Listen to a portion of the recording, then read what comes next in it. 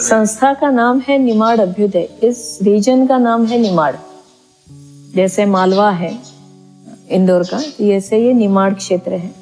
तो हमारे जो एक परिचित थे प्रभाकर खोचे जी, अब नहीं रहे वो, उनकी इच्छा थी कि निमाड़ क्षेत्र का नाम है और अभ्युदय मतलब विकास, तो निमाड़ क्षेत्र का विकास, इसलिए निमाड़ अभ्युदय नाम रखा।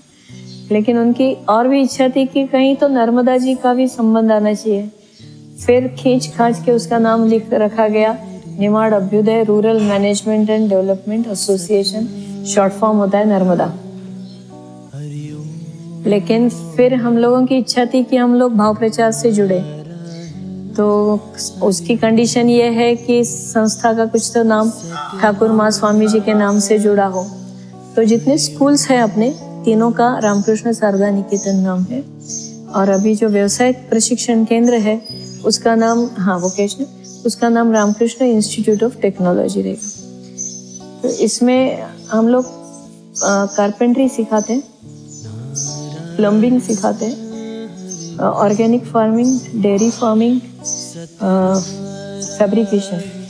आपने आते समय ऊपर लाल कलर का शेड देखी, वो हमारे बच्चों ने बनाई है। ये टेबल हमारे बच्चों ने बनाई, स्कूल का पूरा फर्नीचर बच्चों ने बनाया है, और सामने की शेड बच्चों ने बनाई है। तो ऐसा फैब्रिकेशन भी बच्चे कर लेते हैं, जालियाँ बनाना, सब कुछ भी, टाइल्स जोड़ना। भट्टियाण में 4 टॉयलेट बाथरूम का निर्माण बच्चों ने किया, 10वीं के बच्चों ने किया जी। उसका प्लम्बिंग भी किया है। ऊपर जो डॉर्मेट्री है उसमें यहाँ, तो उसमें 23 वॉशरूम्स और बाथरूम्स हैं, तो उसका पूरा प्लम्बिंग बच्चों ने किया है। और उसके दरवाजे हैं, उसका फैब्रिकेशन भी यहीं पे हुआ, तो दरवाजे भी यहीं पे बने। अभी व्यवसाय प्रशिक्षण में हमारा भाभा एटॉमिक रिसर्च सेंटर के साथ कोलैबोरेशन है। डॉक्टर अनिल काकोडकर खुद आए थे उद्घाटन के लिए, और उनके मार्गदर्शन में हम लोग सोलर ड्रायर्स का प्रोडक्शन करते हैं, जो अलग अलग जगह पे बेचा जाता है। मैं यहाँ 2009 में आई नासिक से। नासिक में मेरी आर्टिलरी सेंटर में जॉब थी, उसको छोड़ के मैं यहाँ पे आई, और उद्देश्य यही था कि जो शाला त्यागी बच्चे हैं उनको थोड़े पढ़ लिख के आगे बढ़ाए। तो मैं मंडलेश्वर रहती थी 3 साल तक, सामने वाले तट पे नर्मदा जी के मंडलेश्वर में रहती थी। और जैसे वहाँ से पैदल आती थी, यहाँ 8 किलोमीटर पैदल आना, 8 किलोमीटर पैदल जाना वापस, कई महीनों तक ऐसे चला। फिर एक गाड़ी की व्यवस्था हुई, आना जाना थोड़ा आसान हुआ। तो लेपा के एक साधु बाबा थे, नागा साधु थे, संत राजगिरी बाबा करके। तो उन्होंने एक दिन अचानक ही आके, मैं दूसरे गांव में पढ़ा रही थी, तो हमारे टीचर ने फ़ोन लगाया कि दीदी बाबा आए हैं, आपसे मिलना चाहते हैं। तो गांव में वो शॉर्ट टेम्पर्ड करके बहुत फेमस थे, गुस्सा बहुत जल्दी आता है। तो मुझे लगा कि बच्चों ने, किसी ने कुछ मजाक उड़ाया, क्या किया मालूम नहीं। तो मैंने टीचर को बोला कि तुम पहले काम समझ लो, तुमसे हो जाता है तो तुम कर दो, नहीं तो मैं जाती हूँ दोपहर में, फिर बात करती हूँ, मैं तो अभी पढ़ा रही हूँ। फिर 5 मिनट बाद उसका फ़ोन आया, बोले नहीं दीदी बाबा आपसे ही बात करना चाहते हैं, और बोले अभी उसको बुलाओ। ये बात थी 23 जनवरी 2012 की। तो मैं डर के मारे दौड़ते हुए पहुंची वहाँ। तो बाबा ऐसे बाहर आंगन में कुर्सी डाल के बैठे थे। तो मैंने प्रणाम किया, पूछा बाबा क्या आ गया है बताइए। तो उन्होंने कुछ नहीं बोला, उनकी झोली से कुछ कागज निकाले, मेरे हाथ में रखे, और चाबी का एक गुच्छा था। तो कागज मैंने देखे, मैंने कहा इसका क्या करना बाबा, कुछ चाबियां तो बाद में दी, पहले तो कागज दिए। तो बोले ये मेरे आश्रम के कागज है, आज से ये आश्रम तुम्हारे बच्चों के लिए। यहाँ नर्मदा किनारे अमावस को, और खास करके सोमवती अमावस को दान पुण्य का बहुत महत्व रहता है, और उस दिन सोमवती अमावस थी। मैंने कहा फिर आप कहाँ रहेंगे, क्योंकि ये जब डूब में आएगा गांव, तो पुनर्वसन में ये जमीन मिली थी उनको, पैसे भी मिले थे। तो बोले मैं कहीं भी रहूँगा तो नर्मदा जी के किनारे रहूँगा, वहाँ से मुझे नर्मदा जी दिखनी चाहिए, यहाँ से तो वो दिखेगी नहीं, ये मेरे को काम का नहीं। तो उन्होंने 5-6 कमरे बनाए थे, 7-8 फीट की हाइट थी और उस पर चादर थी, मतलब टीन शेड जैसे बोलेंगे वैसे था। 2 कमरे बड़े बड़े सामने थे, 5-6 इधर।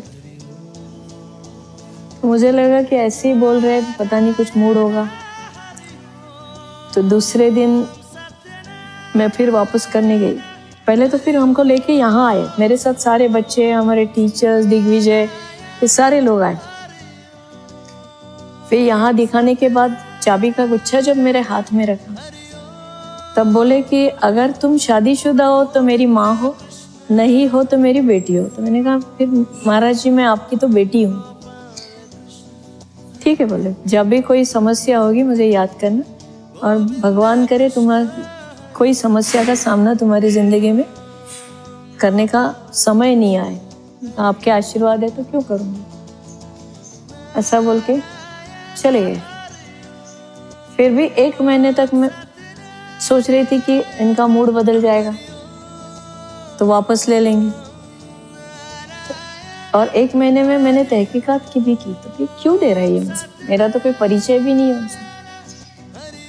तब पता चला, गाँव वाले बोलने लगे, अरे मैडम वो तो जब से ये बना रहे थे तभी से बोल रहे कि मैं तो ये गौरी मैडम के लिए बना रहा हूँ। बोले आपके लिए बनाया है उन्होंने। तो 1 महीने बाद फिर उसका पूरा डॉक्यूमेंटेशन करके उन्होंने संस्था के नाम पे किया। और जब लिखना था, वो ड्राफ्ट बना रहे थे, तब मेरा नाम पूछा गया उसमें लिखने के लिए। मैंने कहा महाराज जी मेरे नाम पे नहीं चाहिए, फिर मेरे मरने के बाद और समस्या आएगी किसके नाम पे करना है, तो ये संस्था के नाम से करना। जब उन्होंने मेरा नाम पूछा, पहले तो मुझे गौरी मैडम बोलते थे, जब नाम पूछा तो मैंने कहा महाराज जी आपको जिसका नाम पता कुछ भी नहीं मालूम है, ऐसे व्यक्ति को आप इतना बड़ा दान दे रहे। तो बोले नहीं मेरा विश्वास है। तो फिर 3 बच्चों को लेके मैं यहाँ पे रहने लगी। तीनों बच्चे 6ठी में पढ़ते थे। 6ठी में पढ़ते थे तो फिर उनकी पढ़ाई लेती थी, हम तीनों मिलके खाना बनाते थे। उस समय अंदर कोई वॉशरूम्स नहीं थे, तो रात को CR 3-3, 4-4, 5-5 ऐसे यहाँ आके सो जाते थे।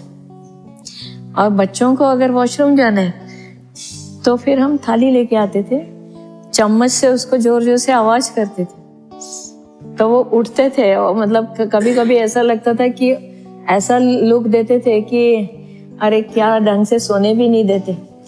ऐसा करके हम यहाँ से धीरे से चले जाते थे और फिर बच्चे वॉशरूम में जाते। तो धीरे धीरे फिर एक एक कमरा करके हम लोगों ने बनाना चालू किया। पहले तो ये कमरा बना, फिर उसके बाद ये सामने वाला बना, ये चादर की शेड थी बनी थी, तो पीछे कॉलम्स खड़े करके उनकी हाइट बढ़ाई, नहीं तो ये भी छोटे छोटे थे कमरे। तो कॉलम्स बीम्स डालने के बाद ऊपर भी बढ़ाया। तो ऐसे करके एक एक कमरा करके बढ़ाते गए, क्योंकि कार्यकर्ता बढ़ने लगे, बच्चे बढ़ने लगे। तो 3 बच्चों से जो शुरू हुआ था हमारा छात्रावास, तो अभी आज की तारीख में 80 बच्चों का रजिस्ट्रेशन है। कोरोना के कारण सारे बच्चों को नहीं बुलाए, तो जो थोड़े बड़े बच्चे हैं ऐसे 40-45 बच्चे अभी यहाँ पर है। और ये सब अलीराजपुर, बड़वानी और खरगोन जिले के बिल्कुल बहुत रिमोट ट्राइबल एरिया से। अब स्कूल की बसें भी हैं, तो आसपास के बच्चों को बसें ले आती हैं, उनको फिर हॉस्टल में नहीं रखते, जिनको ज़रूरत है ऐसे बच्चों को रखते। फिर धीरे धीरे स्टाफ भी बढ़ता गया। 2015 में रामकृष्ण शारदा निकेतन नाम से स्कूल का रजिस्ट्रेशन किया। पहले तो 15 गांवों में आसपास के लगभग हर साल 1700 बच्चे, 1700-1800 बच्चे ऐसा स्कूल ड्रॉपआउट्स के लिए काम हुआ। फिर 3 गांव में अभी स्कूल्स है जो मध्य प्रदेश शिक्षा विभाग से एफिलिएटेड है। और यहाँ पे 225 बच्चे हैं, बाकी दोनों स्कूलों में किसी में 100 है, 125 है, ऐसे कुल मिलाकर 450 450 बच्चे। तो ये सारे बच्चे बीपीएल कैटेगरी के, मतलब बिलो पॉवर्टी लाइन कैटेगरी। उनसे आज तक कोई फीस नहीं ली गई, कोई यूनिफॉर्म, किताबें, ये सब भी हम लोग देते हैं यहाँ पे। इसके अलावा मिड डे मील्स भी देते हैं बच्चों को। यहाँ के बच्चों को रोटी घर से लाने के लिए बोलते हैं, क्योंकि 225 बच्चे, इतनी रोटी 11-12 बजे तक तैयार नहीं होती। बाकी सब सलाद, दाल, चावल, सब्जी, ये सब यहाँ पे देते। भट्टियाण में जो स्कूल है वहाँ पे पूरा खाना, दाल, चावल, रोटी, सब्जी। फिर ऐसे करते करते 3 जगह पे ये स्कूल्स चालू हुई, छोटी खरगोन, भट्टियाण, लेपा। सबसे पहले यहाँ चालू हुई, यहाँ के बाद भट्टियाण के बाद छोटी खरगोन। भट्टियाण में ग्राम पंचायत ने जगह अपने को, संस्था को दान में दिए, और वहाँ मुंबई के कुछ लोग हैं, उन्होंने बिल्डिंग बना के दी। छोटी है बिल्डिंग, इतनी बड़ी, 5वीं तक की स्कूल है, और बच्चे सब झोपड़ियों में रहने वाले। तो भले 5वीं का बच्चा है, 4थी का बच्चा है, उनकी लेवल का बहुत ज्यादा अलग नहीं रहती। और माइग्रेटरी पॉपुलेशन ज्यादा है, 2-3 साल पेरेंट्स ने इधर उधर मजदूरी की, फिर चले गए, तो ऐसे बच्चे अधिकतर वहाँ पे। छोटी खरगोन में एक रिटायर्ड शिक्षक ने स्कूल अपने को दान में दिए। उनकी कोई संतान नहीं थी, तो उन्होंने वो पूरी बिल्डिंग, 2 मंजिल वाली बिल्डिंग, ग्राउंड +1, तो बिल्डिंग दान में दी। उनकी ऑलरेडी 5वीं तक स्कूल थी, अभी हम लोगों ने उसको 8वीं तक किया। इसके अलावा फिर एक बात ध्यान में आई कि कुछ बच्चे हमारे पास 5वीं 6ठी में आ जाते हैं, कोई 9वीं में आता है, और इंटीरियर एरिया से आता है। वहाँ मास 8वीं तक तो मास प्रमोशन है सरकारी नीति के अनुसार। तो बच्चा पढ़े नहीं पढ़े, स्कूल में जाए नहीं जाए, वो 8वीं तक तो धक्का मार के जाएगा। अब 9वीं में आता है तो उसको अपना नाम भी लिखना नहीं आता। अब उसको मैं ट्रिग्नोमेट्री क्या पढ़ाऊँ, उसको केमिस्ट्री के फॉर्मूले सिखा के क्या मतलब, ना उसको मैं कोई इंग्लिश का व्याकरण पढ़ा सकती हूँ, ना भाई तुमको ये इंग्लिश आना ही चाहिए, पोर्शन कंप्लीट करना ही है। ये बच्चों के लिए दिक्कत होती है। हम लोग पढ़ा भी लेंगे, लेकिन बच्चा क्या सोचेगा, अरे ये तो बेवकूफ़ लोग हैं, हमको कुछ नहीं आता और ये पढ़ाते जा रहे। तो इसलिए उनके लेवल पे जाके कोशिश करते हैं। कुछ बच्चे पढ़ाई में अच्छे होते हैं कि जो पिकअप करते हैं, आगे बढ़ते हैं, लेकिन जो नहीं कर पाते उनके लिए हम व्यवसाय प्रशिक्षण भी देते हैं।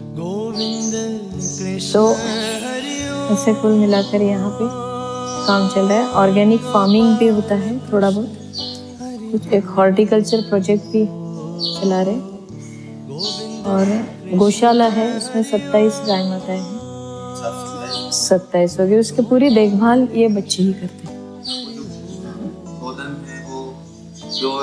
देशी है पूरे। और जो प्रशिक्षण केंद्र है आपका, हाँ, किस स्तर के बच्चे उसमें? 9वीं 10वीं 11वीं, थोड़े बड़े बहुत बड़े बच्चे, उनका प्रशिक्षण हो चुका है। जैसे अभी ये बच्चा आया, ये BSc हॉर्टिकल्चर भी कर रहा है, ये शेड बनाने का काम वही करता है, फैब्रिकेशन का मास्टर है, कारपेंट्री में भी एक्सपर्ट है। फाइनेंशियल सपोर्ट आपको कैसे मिलता है? फाइनेंशियल सपोर्ट स्कूल बिल्डिंग के लिए लाइफ इंश्योरेंस कॉर्पोरेशन और जनरल इंश्योरेंस ने दिया। फिर अभी ये जो व्यवसाय प्रशिक्षण केंद्र की बिल्डिंग बन रही है, उसके लिए सूर्या फाउंडेशन, जो सूर्या रोशनी बल्ब और सूर्या स्टील पाइप्स, उनका एक फाउंडेशन है सूर्या रोशनी, और कुछ इंडिविजुअल लोग हैं, उन्होंने दिया। एक सूरत में एथर नाम की कंपनी है, उन्होंने भी दिया। 10-1 लाख उन्होंने दिए, 20 लाख सूर्या फाउंडेशन ने दिए। बाकी तो ऐसे जो छोटे मोटे डोनेशन है। यहाँ हम लोगों का बच्चों की स्पॉन्सरशिप पे ज़्यादा जोर है। एक बच्चे की स्पॉन्सरशिप 20-21 हज़ार रुपये ऐसे हम लोग लेते हैं।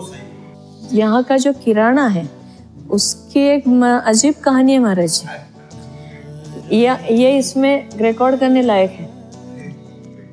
भट्टियाण में एक बार ऐसे हुआ कि मैं दोपहर में गई विजिट के लिए, तो टीचर ने शिकायत की मेरे से कि 4 भाई बहन है, सगे भाई बहन है 4, 8 दिन से स्कूल में नहीं आ रहे, पास में रहते झोपड़ी में। तो हम लोगों ने मैसेज भेजा, लेने के लिए भेजा, फिर भी नहीं आ रहे और घर के आसपास घूमते दिख रहे। मैंने कहा ठीक है, मैं जाके पूछती। तो मेरी वापसी में मैं उनके घर गई। मैंने कहा बेटा घर क्यों नहीं आ, स्कूल क्यों नहीं आ रहे? तो उसने ऐसा दरवाजे की ओर उंगली की। तो उसकी माँ नीचे गोदड़ी डाल के सोई थी। मैंने कहा क्या हुआ माँ को? बोले 8 दिन से बीमार है और पिताजी मालवा में कपास तोड़ने के लिए गए, उनका मोबाइल नहीं लग रहा। पहले 2-4 दिन अड़ोस पड़ोस वाले ने हमको कुछ खिलाया पिलाया, लेकिन पिछले 4 दिन से हम भी भूखे हैं, माँ भी भूखी है, माँ का कोई इलाज नहीं हो रहा है और किराना दुकान वाला उधार नहीं दे रहा। तो मेरे भाई बहन रो रहे हैं, छोटे जो वे। उसे बहुत बुरा लगा कि बच्चे भूखे हैं और हम उनको बोल रहे कि खाना खाने के लिए और पढ़ने के लिए आ जाओ। तो उनकी उस समय तो व्यवस्था कर दी। उसके तुरंत दूसरे दिन मुझे जाना था पूना। मेरे भाई के पास एक पुरानी मारुति 800 थी। तो भाई ने कहा कि इसके लिए ले जाओ, ये दूर से आता है मंडले से। तो हम लोग वो मारुति 800 लेके आ रहे थे। अब 10 घंटे इसके साथ क्या बात करूँगी? तो मैं उसको एक किताब पढ़ के सुना रही थी। आई हैव अ ड्रीम नाम की किताब है, रश्मि बंसल की। उसमें ऐसे लिखा था, एक इंटरव्यू था उसमें इस्कॉन के मधु पंडित दास स्वामी जी का। उन्होंने 10-15 बच्चों के साथ मध्याह्न भोजन की शुरुआत की और जब वो किताब लिखी गई तब तक 10 लाख से अधिक बच्चे कर्नाटक में, केवल कर्नाटक के, उस मध्याह्न भोजन योजना से जुड़े थे इस्कॉन के। और अब तो पूरे भारत भर में अक्षय पात्र योजना है। तो मैंने इसको कहा कि देखो, अगर वो इतने लोगों को खिला सकते हैं तो हम लोग तो ये भट्टियाण के बच्चों को खिला ही सकते हैं। 100 बच्चे, कोई ज्यादा बच्चे नहीं। तो उसने कहा कि दीदी आप मुंह से ऐसे कोई बात मत निकालना, क्योंकि अभी अपनी आर्थिक परिस्थिति बहुत खराब है, पैसे नहीं है। कह रहे मेरी पेंशन है, उससे हो जाएगा, चिंता मत। तो उसको मालूम था कि पेंशन कहाँ कहाँ जाएगी, जब कहीं जरूरत पड़ती तो वही आती। तो उसने विषय बदल दिया और फिर हम लोग गए, यहाँ पहुंच गए। वो उसके घर चला गया, मैं यहाँ आई। थक गए थे तो मैं रात को जल्दी सो गई। सुबह देखा तो इंदौर के शारदा मठ के माताजी का फोन था। तो मैंने फोन लगाया, मैंने कहा माताजी माफ कीजिए, कल मैं ऐसे जल्दी सो गई, थकी थी, तो आपका फोन नहीं उठा पाई, क्या हुआ, मतलब कैसे याद किया? तो बोले कल 5 बजे कोई एक सज्जन आए और उन्होंने कहा कि ये 5,000 रुपये मैं अन्नदान के लिए देना चाहता हूँ, वो पैसे दे के चले गए। तो बोले हम लोग तो यहाँ ऐसा कुछ करते नहीं है। तो मैंने शुभदा मराठे के हाथ वो 5,000 रुपये तुम्हारे पास भेजे, तुम्हारे पास बच्चे हैं तो खर्च करो। अब वो समय मैच हो गया कि जिस समय मैं बात कर रही थी उसी समय ये आदमी वहां पहुंचा, उसने पैसे दिए। मतलब एक आधा घंटा पहले हमारी बात हुई, आधे घंटे में वो वहां पहुंचा। मैंने कहा ये माताजी का ग्रीन सिग्नल है अपने को कि चालू करो। फिर दूसरे दिन बड़ौदा से एक फोन आया, अनजान आदमी, कोई परिचय नहीं। बोले मेरी माँ शांत हो गई, मैं तो कोई कर्मकांड नहीं करता, लेकिन मेरी माँ नर्मदा भक्त थी और उनको लोगों को खिलाना बहुत अच्छा लगता है, इसलिए मैंने इंटरनेट पे आपके वेबसाइट देखी, मुझे अच्छा लगा, तो मैं आपके अकाउंट में कुछ पैसे डाल रहा हूँ, आप अन्नदान के लिए खर्च करो। मैंने कहा ये दूसरा ग्रीन सिग्नल है, आज तक किसी ने अन्नदान के लिए पैसे नहीं भेजे, कल और आज ही क्यों आए? तो हमने चालू किया वहाँ पे। 15 दिन बाद सुनील महाराज जी आ गए वहाँ पे, आप भी थे शायद उनके साथ। तो मैंने बताया महाराज जी ऐसे ऐसे हुआ। तो बोले अच्छी बात है, हम इसको माँ की खिचड़ी नाम से ये प्रोजेक्ट चालू करेंगे। फिर उन्होंने कुछ 10-15 हज़ार उन्होंने दिए। और जो संजय चौधरी जी है वो आज भी हर महीने 2-3 हजार रुपए उसमें डालते थे, जो भी है। लेकिन फिर आगे क्या हुआ, अभी कोरोना काल से, जिस दिन कोरोना लॉकडाउन डिक्लेयर हुआ तब मेरी हालत बहुत खराब हुई। मुझे लगा यहाँ तो रोज के इतने बच्चे खाना खा रहे, आगे इस साल अपने को कोई फंड्स आएंगे कि नहीं आएंगे, पैसा आएगा नहीं आएगा, कैसे होगा, बहुत डर लगा था। मतलब मेरा बीपी हाई हो गया।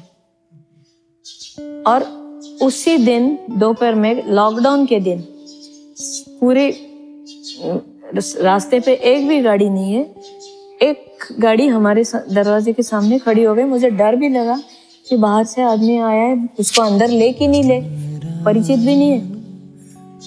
उसके गाड़ी पे लिखा था on Covid duty, MPEB on Covid duty. तो उसको तो किसी ने रोका नहीं। वो आए, अंदर अनाज के 2-4 बोरियां डाल दी, जो भी कुछ तेल के डब्बे थे, कुछ बहुत सारा सामान डाल दिया। और तब से लेके आज तक, मतलब मार्च 2021-20 से लेके आज तक मेरा पूरा किराना इंदौर से आता है। वो तो नौकरी करते हैं इलेक्ट्रिसिटी बोर्ड में, लेकिन उनका एक व्हाट्सएप ग्रुप है। हम लोग हमारी हर महीने की लिस्ट उनको व्हाट्सएप पर भेजते हैं, वो उनके परिचित लोगों को भेजते हैं। उनके घर में नीचे एक कमरा खुला रहता है, सामने किराएदार है, वो ध्यान रखते हैं। कोई तेल का डिब्बा ला के रखता है, कोई चावल का कट्टा ला के रखता है, कोई दाल का कट्टा। 1.25 साल हो गए, 2020 मार्च से लेके आज तक हम लोगों ने किराना नहीं खरीदा। सब किराना उनके यहाँ से।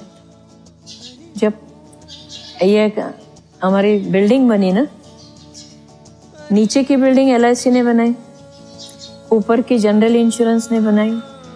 हमारे 50 रिजर्व बैंक ऑफ इंडिया के ऑफिसर्स हर साल 2-2 बच्चों को स्पॉन्सर करते हैं।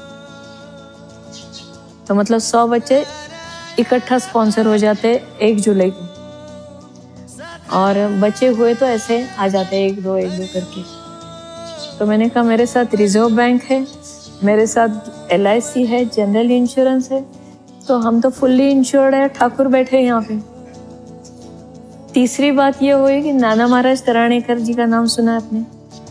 4 साल से हमारे पूरे स्टाफ का इंश्योरेंस का पेमेंट वो करते। तो अपना ग्रुप इंश्योरेंस तो है ही, उसके अलावा स्टार इंश्योरेंस में वो पूरा पेमेंट, मतलब हमारा पूरा स्टाफ का इंश्योरेंस प्रीमियम हर साल वो भरते। अपने एक परिचित है गंगाधर केलकर जी, 92 ईयर्स की एज है, बच्चे बड़े बड़े अधिकारी हैं, उनको कोई उनकी पेंशन से कोई लेना देना नहीं। उनकी थोड़ी बहुत पेंशन इकट्ठा होती है तो भेज देते, बोलते एक कहाँ ज़मीन उपलब्ध है तो ज़मीन खरीद लेना, एक प्लॉट है। तो ऐसे अपने 90/60 के 17 प्लॉट्स हैं। और नासिक में एक डॉक्टर विश्वास सावकार है, उन्होंने परिक्रमा की थी और मेरी किताब पढ़ के की थी, तो वो आते रहते हैं। तो उन्होंने 3.25 बीघा ज़मीन उन्होंने खरीद के ली, और अभी उन्होंने और भी ज़मीन लेने के लिए कहा है। अब वो भी 70+ है, आज भी प्रैक्टिस करते हैं, रोरिंग प्रैक्टिस है। बोलते अभी मेरा बच्चा भी डॉक्टर है, मेरी बहू डॉक्टर है, उनको मेरे पैसे की ज़रूरत नहीं, तो जो भी पैसा आता है पूरा यहाँ ज़मीन के लिए देते, ज़मीन खरीदे। मतलब इनकी एक घटना ऐसी है महाराज जी, एक बार दिवाली थी और दिवाली में ठेकेदार ने बोला कि दीदी मजदूरों को मुझे पेमेंट करना है, पैसे तो चाहिए। और मैंने सोचा कि अब पैसे कहाँ से लाऊं, मेरे पास अकाउंट में भी पैसे, ये 2015 की बात है महाराज जी, कुछ भी पैसे नहीं थे अकाउंट में। उस समय बच्चे भी इतने नहीं थे, ना स्कूल बिल्डिंग थी, कुछ भी नहीं था। तो क्या करें, मैं पूजा करने के लिए बैठ गई, धनतेरस थी, पूजा करने के लिए बैठी, ठाकुर को देखा और मैंने कहा आपको मजा आ रहा है तो ले लो मजा। लोग मुझे तो कुछ नहीं बोलेंगे, बोलेंगे ठाकुर की भक्त है और पैसे नहीं दे रही है मजदूरों को, आपको मजा आ रहा है तो कर लो। मेरी पूजा चल ही रही थी, उतने में मोबाइल बजा, पूजा के बाद मैं गई, वो मोबाइल देखा तो मेरे फ्रेंड का था, हमारी जो संस्था की अध्यक्ष है उसका था। बोले अरे अभी वासंती का फोन आया था मुझे, उसने कहा कि उसके पिताजी के स्मरण में उनको 3 लाख रुपए देने हैं। मैंने कहा ठीक है, मैं फोन रखती हूँ। तो उसको बड़ा आश्चर्य लगा कि मैं इतनी अच्छी खबर सुना रही और वो बोल रही कि फोन रख रहे हैं। तो मेरी आंखें भर आई, मैं क्या बोलूं उसके साथ। ने कहा मुझे मजदूरों का पेमेंट करना है और जब मैं इनको बोल रही हूँ कि मजे लेना है तो ले लो, मुझे कोई फर्क नहीं पड़ता। और 2 मिनट में कहाँ से फोन आ रहा है। तो ये